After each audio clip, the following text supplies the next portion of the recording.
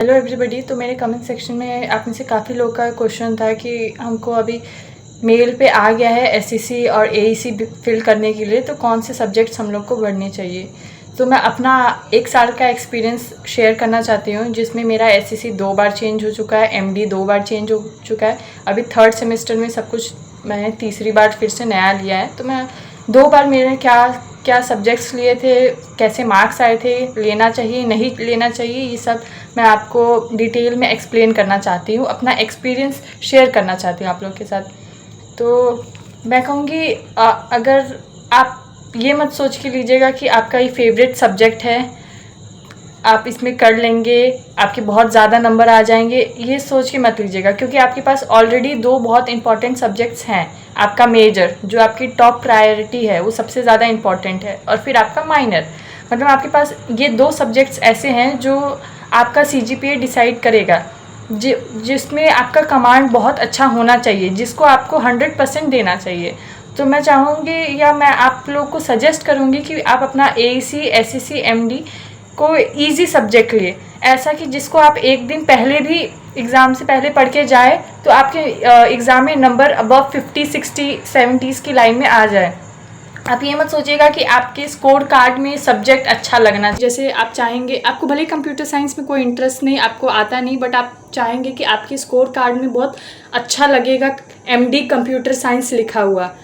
But जब आप computer science ले लेंगे तब आपको रियलाइज़ होगा कि आपको खुद ही सब कुछ पढ़ना पड़ेगा। यहाँ पे प्रोफेसर्स स्पून फीडिंग आपको नहीं करवाएंगे, मतलब आप एक्सपेक्ट नहीं कर सकते कि वो पीपीटी से सब कुछ आपको पढ़ाएंगे और पीपीटी आपको सेंड कर देंगे, या रेगुलर बेसिस पे क्लासेस होगी, आपको खुद ही पढ़ना पड़ता है। तो आप कंप्यूटर साइंस अगर आपको नहीं आता, आप फर्स्ट टाइम सीख रहे हैं या प्रो नहीं है इस सब्जेक्ट में, तो आप मैनेज नहीं कर पाएंगे। आपके स्कोर कार्ड में तो कंप्यूटर साइंस दिखेगा, अच्छा भी लगेगा, बट उसके बगल में जो स्कोर रहेगा वो अच्छा नहीं लगेगा।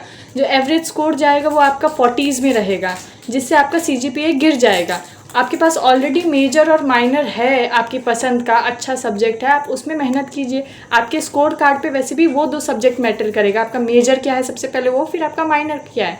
तो एईसी में तो हम लोग के पास 2 ही ऑप्शन था। अगर आपका मेजर या माइनर इंग्लिश है तो आपको एईसी हिंदी मिलेगा। अगर आपका मेजर और माइनर में इंग्लिश नहीं है तो आपको इंग्लिश मिलेगा। जैसे मेरा मेजर है ज्योग्राफी, माइनर है इको, मेरे पास इंग्लिश नहीं है, ना मेजर में ना माइनर में, तो मुझे एईसी में इंग्लिश मिल गया। और मैं आप में से ज़्यादातर बच्चों को मैं सजेस्ट करूँगी ज़्यादा से ज़्यादा बच्चे एईसी इंग्लिश ही लें, क्योंकि जिनको एईसी हिंदी मिलता है बहुत कठिन है वो पढ़ना। देखो, आपके पास मेजर या माइनर अगर इंग्लिश आ गया है तब तो भूल जाइए कि आपको एईसी भी इंग्लिश मिलेगा, तब आपको एईसी हिंदी ही अलॉट होगा। और अगर आपका मेजर या माइनर इंग्लिश नहीं है तो आपको इंग्लिश अलॉट होगा। और जो हिंदी एईसी का एग्ज़ाम होता है वो रिटन एग्ज़ाम होता है, पर जो इंग्लिश एईसी का एग्ज़ाम होता है वो एमसीक्यू बेस्ड एग्ज़ाम होता है। आपको उसके लिए पढ़ने की ज़रूरत ही नहीं। अगर आपका इंग्लिश में कमांड एवरेज भी है, आपने 10th 11th तक इंग्लिश पढ़ी है, तो आपको एग्ज़ाम से पहले पढ़ने की ज़रूरत ही नहीं, क्योंकि एक तो इंग्लिश सब्जेक्ट ऐसा है और ऊपर से आएगा एमसीक्यू, तो आप ऑप्शंस देख के ही करेक्ट आंसर चूज़ कर सकते हैं, आपको पूरा क्वेश्चन पढ़ने की भी ज़रूरत नहीं। तो मैं आप में से ज़्यादातर लोगों को सजेस्ट करूँगी कि इंग्लिश की तरफ जाइए, वो आपके स्कोर कार्ड में भी अच्छा लगेगा। एईसी इंग्लिश है, आपके पास एक लैंग्वेज है, अच्छा है, प्लस उसमें आपके मार्क्स बहुत ज़्यादा अच्छे आएंगे। सबके उसमें हर बार ही मेरे मार्क्स 80s अबव रहते हैं, सबसे ज़्यादा एईसी में आते हैं। तो अगर, और जो हिंदी एईसी लेता है उनके मार्क्स कम रहते हैं, क्योंकि हिंदी एक कठिन लैंग्वेज है और ऊपर से आपको रिटन सारा पेपर लिखना पड़ेगा, तो टाइम हमेशा कम लगता है बच्चों को इंग्लिश हिंदी लिखते वक्त, क्योंकि डिटेल्ड आंसर्स होते हैं। ऊपर से आपकी इसमें मात्राएं की स्पेलिंग्स मिस्टेक्स इतनी ज़्यादा होती है, और क्योंकि आप रिटन एग्ज़ाम देंगे तो ऑब्वियस सी बात है उसमें गलतियाँ ज़्यादा निकलती है, और उसमें एवरेज मार्क्स बच्चों का 50 तक ही जा पाता है। और वहीं एईसी अगर इंग्लिश है तो 80s में आपका जाएगा मार्क्स। तो देखिए, आप यहीं पे इतना बड़ा डिफरेंस आ जाता है। तो मैं सजेस्ट करूँगी आप एईसी इंग्लिश लें। फिर आता है आपका वीएसी कंफर्म होता है हमेशा, या तो आपको योगा मिलेगा, या आयुर्वेदा मिलेगा, या ईवीएस मिलेगा, इन्वायरमेंटल साइंस। हर बार 2 सब्जेक्ट्स मिलते हैं, और ये सिर्फ 2 सेमेस्टर्स के लिए होता है, मतलब फर्स्ट ईयर ही। अगर आपने फर्स्ट सेमेस्टर में आयुर्वेदा और ईवीएस ले लिया तो सेकंड सेमेस्टर में आपको एक ऑप्शन मिलेगा कि आयुर्वेदा और ईवीएस में से कोई एक लीजिए, और योगा मिलेगा ही आपको, कॉलेज की तरफ से योगा दे दिया जाएगा। तो वो चाहते हैं कि आप तीनों सब्जेक्ट्स पढ़ें। तो मैं वैसे तो आपको तीनों ही पढ़ना ही पड़ेगा, बट सबसे इजीली स्कोर आप जिसमें कर सकते हैं वो है EVS, environmental science. Basic EVS आता है जो आपने 6th 7th या 10th तक पढ़ी होगी। वो बेसिक क्वेश्चंस होते हैं, वो भी एमसीक्यू पैटर्न में होता है, तो आप आराम से 80+ स्कोर कर सकते हैं उसमें। और जो आयुर्वेदा का एग्ज़ाम होता है वो भी एमसीक्यू बेस्ड होता है, पर आयुर्वेदा में काफ़ी सारे संस्कृत के टर्म्स होते हैं, काफ़ी कुछ संस्कृत में लिखा होता है। तो मुझे तो आयुर्वेदा पर्सनली काफ़ी डिफ़िकल्ट लगता है, और सारे बच्चों को डिफ़िकल्ट लगता है। पर एक पर्क है कि आयुर्वेदा का एग्ज़ाम भी एमसीक्यू होता है, तो ऑप्शंस देख के आप एस्टिमेट कर लगा सकते हैं। अगर वो आयुर्वेदा का एग्ज़ाम भी रिटर्न होता तो मुझे लगता है सब फेल ही हो जाते हैं, क्योंकि आयुर्वेदा डिफ़िकल्ट सब्जेक्ट है। पर एमसीक्यू होता है तो हम लोग मैनेज कर लेते हैं 60s की लाइन में स्कोर करने का। और जो आपका योगा होता है, योगा में आपका मैम योगा आपको सामने रख के करवाएंगी, प्रैक्टिकल होता है, वाइवा होती है। इसी में आपको मिलेगा ईवीएस, योगा, आयुर्वेदा। फिर आते हैं एसईसी और एमडी। एसईसी और एमडी दोनों में आपको कॉमन सब्जेक्ट्स मिलेंगे। आप ये याद रखिएगा कि आपको मेल में भले ही अगर आप आर्ट्स वाले हैं तो आपको सोशल साइंस के सब्जेक्ट्स दिखाई देंगे एमडी में, पर आप फिल करने का कोई मतलब नहीं रहेगा, क्योंकि वो उनकी तरफ से प्रॉब्लम होता है, वो सब्जेक्ट्स ज़्यादा दे देते हैं। पर जो आर्ट्स वाला बच्चा है उसको एमडी में भी सोशल साइंस के सब्जेक्ट्स नहीं मिलेंगे। अगर आपका आर्ट्स है, जैसे मैं ज्योग्राफी आर्ट्स में हूँ, तो मुझे एमडी में pol science, history, psychology, sociology ये सब कुछ नहीं मिल सकता। भले ही आपको अगर मेल आएगा तो उसमें ये सारे सब्जेक्ट्स होंगे, फिल करने का कोई फ़ायदा नहीं, क्योंकि मिलेगा नहीं। मैं अपने पास्ट 3 सेमेस्टर के एक्सपीरियंस से बोल रही हूँ, हर बार मेल में आएगा कि आप पॉल साइंस भर सकते हैं, हिस्ट्री भर सकते हैं, ज्योग्राफी पढ़ सकते हैं, सोशल साइंस का, बट ऐसा नहीं होता। हम कितनी बार भी भर दें हमको मिलता नहीं है, मिलता है आर्ट्स वाले सब्जेक्ट्स ही। तो मैं फर्स्ट सेमेस्टर में मेरे पास था स्टैटिस्टिक्स, मुझे मिला ही गया था, मैंने शायद डाला नहीं था स्टैटिस्टिक्स, पता नहीं क्यों कैसे मुझे मिल गया था, बट मैं फिर भी खुश थी, क्योंकि मैं स्टैटिस्टिक्स अच्छा सब्जेक्ट्स है, इसमें स्कोप ज़्यादा है। तो मैं सोची एकदम आपके स्कोर कार्ड पे कूल लगेगा, जैसे geography, eco, stats, English, but उसमें आपको खुद पढ़ना पड़ता है। प्रोफेसर स्टैट्स के बहुत अच्छे हैं, वो डेली आके पढ़ाते हैं, बट अगर आप एक भी क्लास मिस करेंगे तो आप कमांड खो देंगे अपने इस सब्जेक्ट पे। और फिर जो एग्ज़ाम आएगा, जो हमारा एग्ज़ाम हुआ था स्टैट्स का, जो भी सिलेबस में हमें पढ़ाया गया था उससे बिल्कुल ही अलग क्वेश्चंस थे जो हमने पढ़ा ही नहीं था। और फिर मेरा सबसे लोवेस्ट स्कोर स्टैट्स में आया था। फिर मैंने डिसाइड किया कि अब नेक्स्ट सेमेस्टर में तो मैं स्टैट्स नहीं लेने वाली हूँ, एकदम बॉर्डर लाइन पे थी मैं और उसी की वजह से फर्स्ट सेमेस्टर में मेरा CGPA काफ़ी कम हो गया था। मैंने काफ़ी बच्चों से बात की तो मुझे पता लगा कि इंस्ट्रूमेंटल म्यूज़िक, इंस्ट्रूमेंटल MD में अच्छा सब्जेक्ट है, सितार बजाना सिखाएंगे तो मज़ा आएगा, स्कोर भी ज़्यादा मिल जाएगा, रिटर्न एग्ज़ाम भी नहीं होता, तो मैंने इंस्ट्रूमेंटल ले लिया था। बट अनफॉर्चुनेटली मेरे टाइम पे इंस्ट्रूमेंटल में सितार था हमारे पास, और वो बजाना नहीं सिखाया गया हमको। बजाना क्या, एग्ज़ाम से एक दिन पहले पैर पे कैसे रखते हैं सितार, वो सिखाया गया। और जो हमारा एग्ज़ाम हुआ वो रिटर्न नहीं हुआ। मैम आई थी बाहर से, वो वाइवा ली, और वाइवा तो आप सोच सकते हैं जैसा मैम का मूड रहेगा वैसे आपको नंबर मिलेंगे। तो एवरेज मार्क्स उसमें 40s की लाइन में गए थे, और मेरे तो उससे भी 4-5 नंबर कम ही थे 40s में, क्या बताऊँ 36 थे मेरे।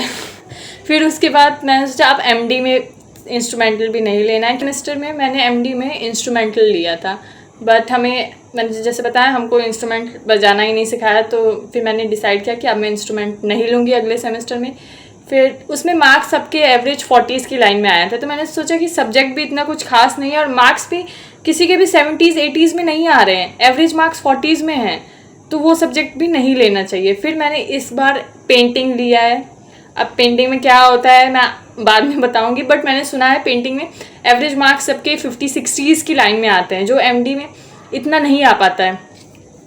MD में काफ़ी बच्चों को एजुकेशन सब्जेक्ट्स मिला था, अपने आप ही मिल गया था उन्होंने, भला आपने कुछ भी सब्जेक्ट पढ़ा हो, पर ज़्यादातर ऐसा होता है कि ऑफिस की तरफ से अपने आप ही आपको सब्जेक्ट्स मिल जाते हैं। तो जैसे मुझे स्टैट्स मिला था, मैं एक लौती थी अपने हॉस्टल में जिसको स्टैट्स मिला था, और एक लड़की थी जिसने स्टैट्स भरा था तो उसको मिला था, तो हम बस 2 बच्चे थे स्टैट्स के।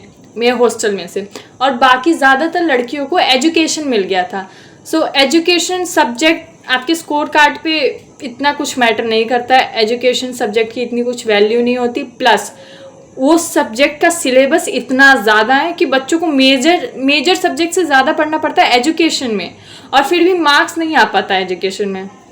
तो मैं बिल्कुल सजेस्ट नहीं करूँगी कि आप एजुकेशन ले या स्टैट्स ले। इंस्ट्रूमेंटल आप ले सकते हैं, बट उसमें एवरेज मार्क्स आपका 50s की लाइन तक ही जाएगा। तो पर ऐसा ये सब्जेक्ट है कि इसमें आपको डेली क्लास नहीं जाना पड़ता है, डेली पढ़ना नहीं पड़ता है।